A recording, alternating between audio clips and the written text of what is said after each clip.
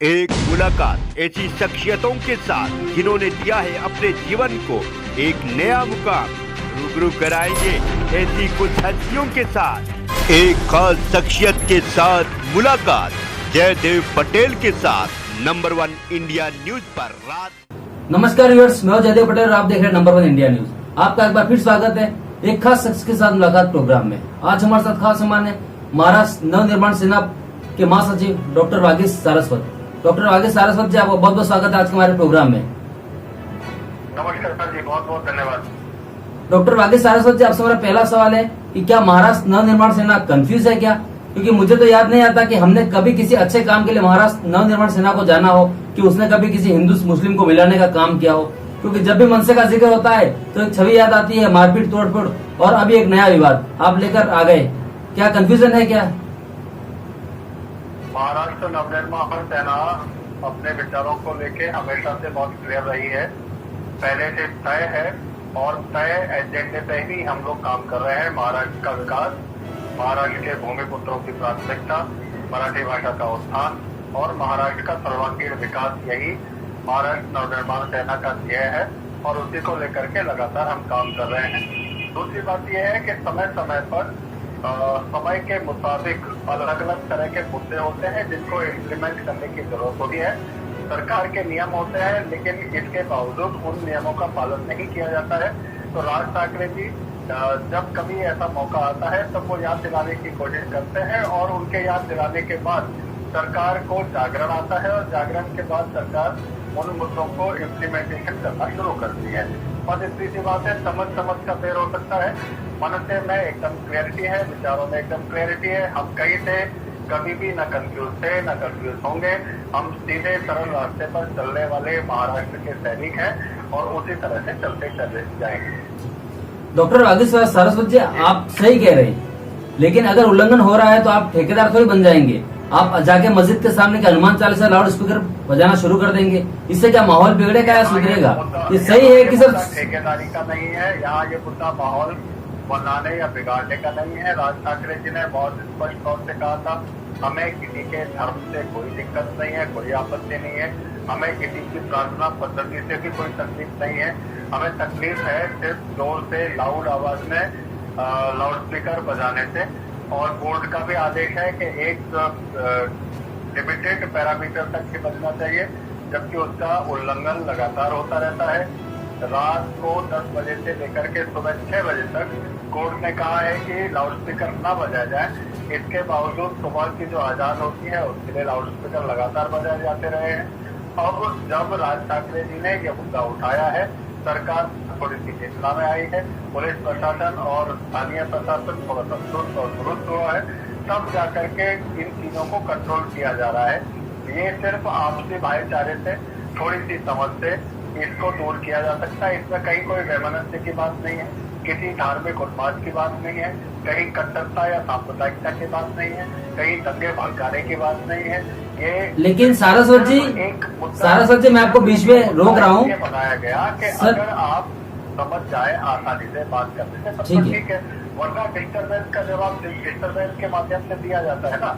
आप अगर तेजी से लाउड स्पीकर बजा रहे हैं और आप समझाने के बाद, कहने के बाद, मिन्नत करने के बाद भी अगर आप उनकी आवाज कम नहीं कर रहे हैं या बंद नहीं कर रहे हैं, तो ये दिक्कतें आती हैं। और वो लोगों को समझाने के लिए एक आंदोलन का तरीका है जो मनसे ने अपनाया। ये मनसे का आंदोलन है, इसमें किसी भी तरह का धार्मिक उन्माद फैलाने की कोई मंशा किसी भी कार्यकर्ता के मन में, किसी भी पदाधिकारी के मन में, महाराष्ट्र सैनिक के मन में न थी न कभी रहेगी। महाराष्ट्र सैनिक महाराष्ट्र का उत्थान चाहता है, विनाश नहीं।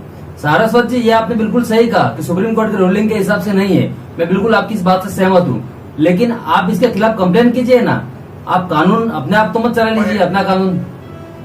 हमने वही तो किया। हमने सबसे पहले तो सरकार से ही निवेदन किया ना कि सरकार बंद करे, लेकिन सरकार जागती कहाँ है, सरकार सुनती कहाँ है।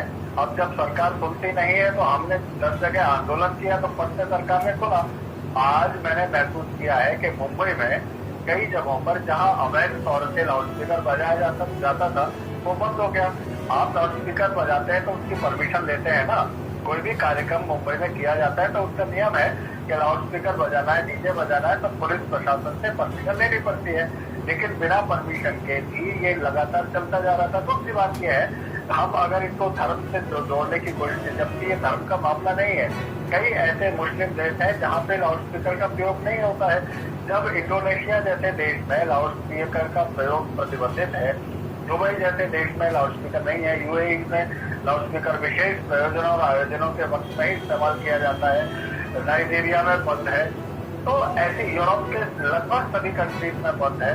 मुस्लिम कंट्रीज में बंद होने के बाद तो भारत में ही है जिद क्यों क्या है लाउड स्पीकर। अजान जो प्रार्थना पद्धति है वो बहुत अच्छी चीज है ना, उसको आप करिए ना। धर्म कोई सार्वजनिक प्रदर्शन की चीज नहीं है। धर्म हमारे व्यक्तिगत तौर पे, निजी तौर पे उसको निभाने की चीज है। हमें हमारा धर्म निभाना है, बड़े अच्छे से निभाना चाहिए, हमें पालन करना चाहिए। वो या हिंदू हो या मुस्लिम हो, उसका कर्तव्य है कि वो अपने धर्म का पालन करे। धर्म के जो भी नीति नियम है उनको पालन करते हुए अपना जीवन यापन करे। लेकिन धर्म जब सड़क पे उतरने लगता है तब उसका विरोध होना स्वाभाविक है। डॉक्टर भाग्येश सारस्वत जी, ये तरीका सही नहीं है, ये आपको समझना होगा। क्या महाराष्ट्र नवनिर्माण सेना समझती है कि इससे कितनी अराजकता जो है फैल सकती है, इससे कितना बड़ा इश्यू हो सकता है, ये आप समझते हैं डॉक्टर सारस्वत जी?